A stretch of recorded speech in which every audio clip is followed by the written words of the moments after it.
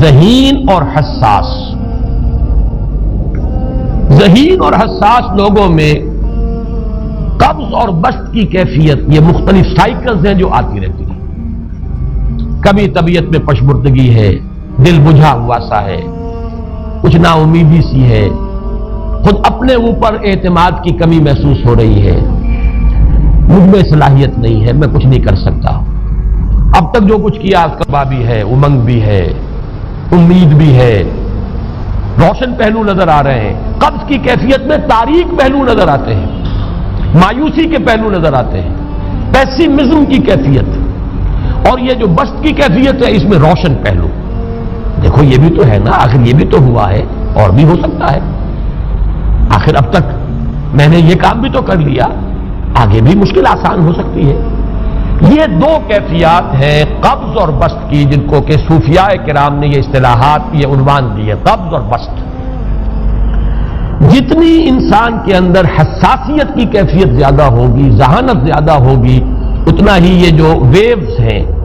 اس کی ایمپلیٹیوڈ زیادہ ہوتی ہے. کم ذہین انسان ہے، کم حساس ہے، آئیں گے تو صحیح ہے، لیکن یہ کہ وہ ویو جو ہے اس کا ایمپلیٹیوڈ جو ہے اس کے اندر اوپر اور نیچے کی کیفیت زیادہ نہیں ہوگی. لیکن جتنا یہ معاملہ بڑھتا ہے یہ جو ویو ہے اس کی ایمپلیٹیوڈ بڑھتا چلا جاتا ہے. لیکن نارمل انسان کا معاملہ یہ ہے کہ یہ حدود کے اندر رہے. اسی کی ایک کیفیت جو ہے ایب نارمل جب ہو جاتا ہے، یہی ہے جو جدید ہماری جو سائیکولوجیکل میڈیسن ہے اس میں اسے مینیکس ڈپریسو سائیکوسس کہا جاتا.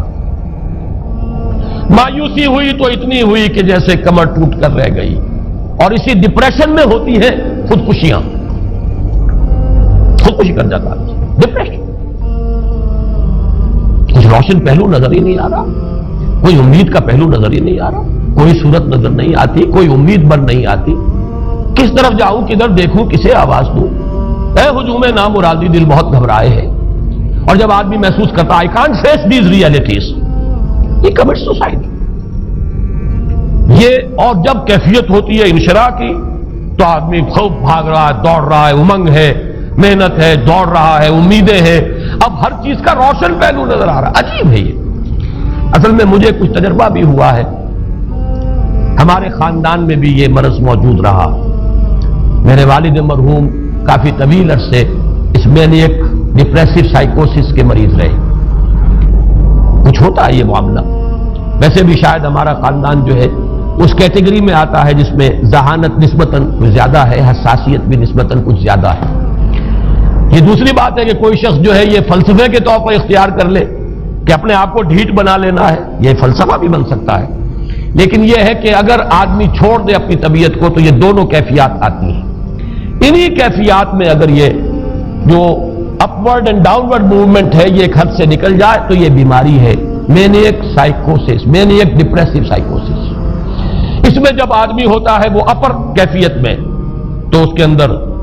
بڑی عظیمت ہے، روشنی ہے، امید ہے، لوگوں سے گفتگو کر رہا ہے، حق بول رہا ہے، خوب جو ہے محفل کے اندر. اب وہ محفل میں اسے دلچسپی محسوس ہو رہی ہے اور اسے ہر چیز کا روشن پہلو نظر آ رہا ہے، خود اپنے وجود کا بھی روشن پہلو، دوسروں کے وجود کا بھی. دوسروں کی بات میں سے بھی وہ اچھا پہلو تلاش کریں گے، وہ برا پہلو تلاش نہیں کریں گے. جب دوسری کیفیت ہے ڈپریشن کی، ہر ایک کی بات میں کوئی برائی نظر آئے گی، کوئی اس کی نیت کا فطور ہے، کوئی فساد ہے، کوئی یہ جو ہے بدنیتی کے ساتھ یہ بات کر رہا ہے، کوئی خیر کہیں ہے ہی نہیں، برائی ہی برائی ہے، مایوسی ہی مایوسی ہے، بدلی ہی بدلی. یہ ہے در حقیقت وہ کیفیت. اس کو غالب نے بہترین انداز میں تعبیر کیا ہے. ذہین اور حساس انسانوں میں ان کی جو ترقی ہے وہ انہی مراحل سے ہو کر گزرتی ہے. اور ہر ڈپریشن کے بعد، ڈپریشن میں اس سینس میں استعمال نہیں کر رہا یعنی بیماری کی حد تک پہنچنے والی ڈپریشن نہیں، صرف قبض کی حد تک پہنچنے والا معاملہ. ہر قبض کے بعد جب بسط آتا ہے تو آگے ترقی ہوتی ہے، جس کو آپ کہتے ہیں بائی لیپس اینڈ باؤنڈس.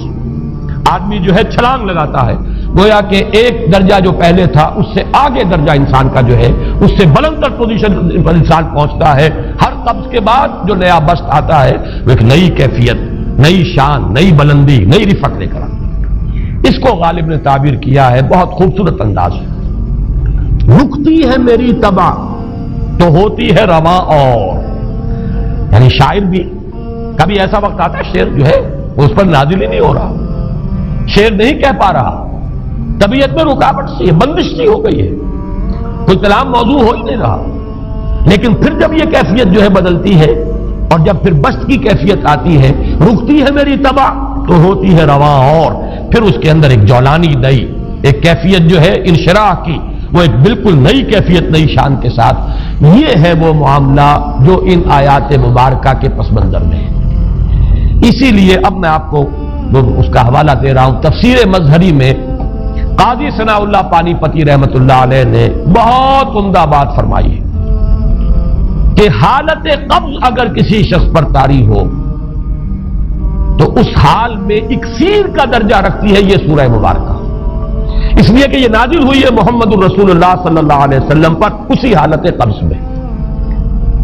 وَالضُّحَىٰ وَاللَّيْلِ إِذَا سَجَىٰ مَا وَدَّعَكَ رَبُّكَ وَمَا قَلَىٰ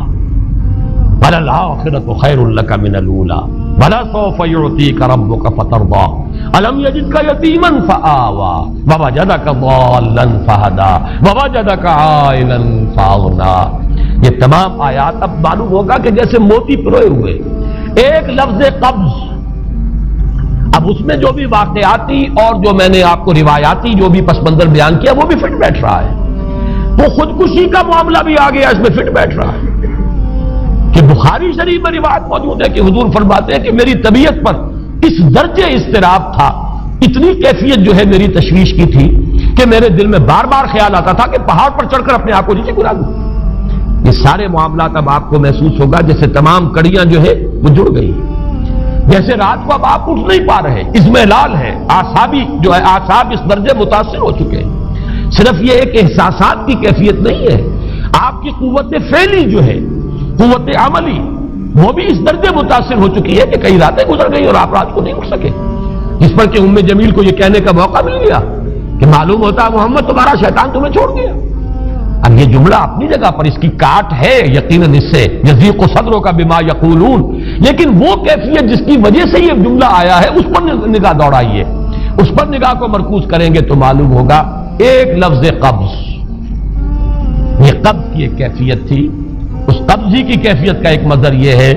کیونکہ یہ بھی تو در حقیقت قلب مبارک جو ہے محمد الرسول اللہ صلی اللہ علیہ وسلم کا، اسی پر تو وحی کا نزول ہوتا تھا،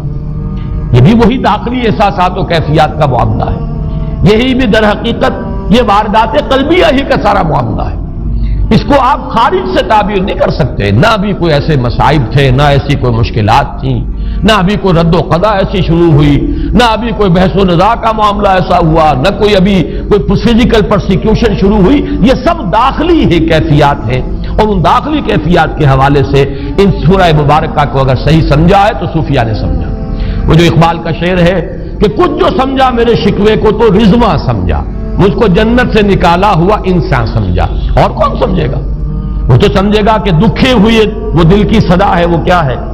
جو اقبال کی وہ ایک نظم ہے پرندے کی فریاد، گانا اسے سمجھ کر خوش ہونا سننے والے،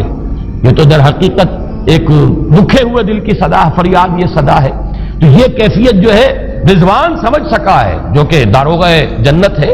اس نے سمجھا یہ وہی آدم جو نکالا گیا تھا یہاں سے، یہ اس کی فریاد ہے۔ کچھ جو سمجھا میرے شکوے کو تو رضواں سمجھا، اس کو جنت سے نکالا ہوا انسان سمجھا۔ تو واقعہ یہ ہے کہ اس سورہ مبارکہ کا صحیح فہم